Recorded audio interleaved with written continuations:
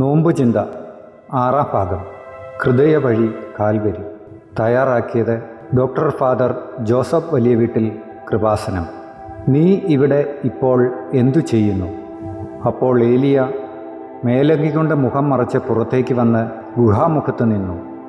അപ്പോൾ അവൻ ഒരു സ്വരം കേട്ടു, ഏലിയ, നീ ഇവിടെ എന്തു ചെയ്യുന്നു? 1 രാജാക്കന്മാർ 19:13. ദൈവത്തിൻ്റെ ഈ ചോദ്യം ഓരോ ദിവസവും നമ്മോട് തന്നെ ചോദിക്കണം. നീ ഇവിടെ ഇപ്പോൾ എന്തു ചെയ്യുന്നു? സെമിനാരിയിലെ സ്റ്റഡി ഹാളിൽ പഠന സമയത്ത് ഓരോ മണിക്കൂർ കഴിയുമ്പോൾ ഒരു ചെറിയ മണി കിലുക്കുമായിരുന്നു. ആത്മപരിശോധനയ്ക്ക് വേണ്ടിയാണ് ഈ മണി കിലുക്കം.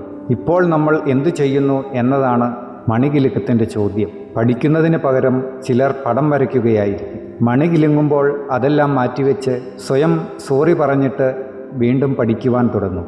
റീൽസ് നോക്കി ജീവിതം തീർക്കുന്ന ഈ കാലഘട്ടത്തിലെ ഏറ്റവും വലിയ ഗതികേട് സമയനഷ്ടം തന്നെ. മുഴുവൻ സമയവും മൊബൈൽ ഫോണിൽ കുടുങ്ങിയവരെ കാണുമ്പോൾ കഴുത്ത് ചോദ്യചിഹ്നം പോലെ ഒടിഞ്ഞിരിക്കുന്ന മനുഷ്യരാകുമോ അടുത്ത തലമുറ എന്ന് തോന്നിപ്പോകും. നീ ഇവിടെ എന്തു ചെയ്യുന്നു? ദൈവത്തിൻ്റെ ആ ചോദ്യം നമ്മോട് തന്നെ ചോദിച്ചാൽ വേണ്ടാത്ത കാഴ്ചകൾ കണ്ട് ജീവിതം വ്യർത്ഥമാകാതിരിക്കും. ശരീരം ഉരയുകയോ ഒടിയുകയോ ഒക്കെ ചെയ്താൽ വീണ്ടും കൂടിച്ചേരും. മുറിവുകൾ മാംസം വന്ന് മൂടും. എന്നാൽ തലച്ചോറിൻ്റെ ഒരംശം പോയാൽ നമുക്ക് സാരമായ കുഴപ്പങ്ങളുണ്ടാകും. അതുകൊണ്ടാണ് ദൈവം തലച്ചോറിനെ സംരക്ഷിക്കുവാൻ തലയോട്ടി തന്നിരിക്കുന്നത്. ദൈവസംരക്ഷണം എന്നത് ഒരു വസ്തുതയാണ്.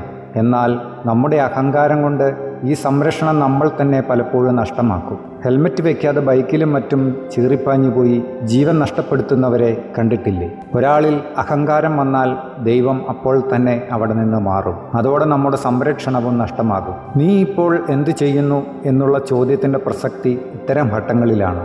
അപ്പോൾ ന്യായമായ ഉത്തരം നമുക്കുണ്ടാകണം.